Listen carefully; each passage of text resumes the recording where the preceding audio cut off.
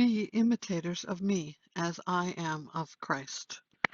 Now I commend you because you remember me in everything and maintain the traditions even as I delivered them to you. But I want you to understand that the head of every man is Christ. The head of a wife is her husband, and the head of Christ is God. Every man who prays or prophesies with his head covered dishonors his head. Every wife who prays or prophesies with her head uncovered dishonors her head, since it is the same as if her head were shaven.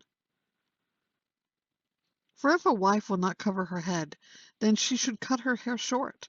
But since it is disgraceful for a wife to cut off her hair or shave her head, let her cover her head. For a man ought not to cover his head, since he is the image and glory of God, but woman is the glory of man.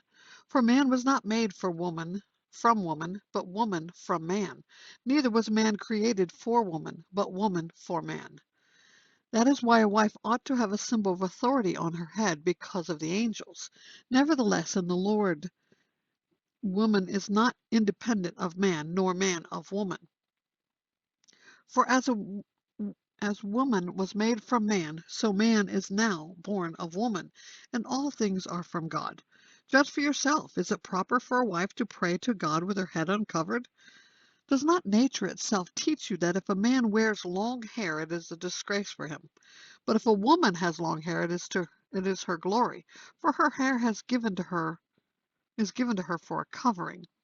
If anyone is inclined to be contentious, we have no such practice, nor do the churches of God. But in the following instructions I do not commend you, because when you come together it is not for the better, but for the worse, that those who are genuine among you may be recognized. When you come together, it is not the Lord's Supper that you eat. For in eating, each one goes ahead with his own meal. One goes hungry, another gets drunk. What?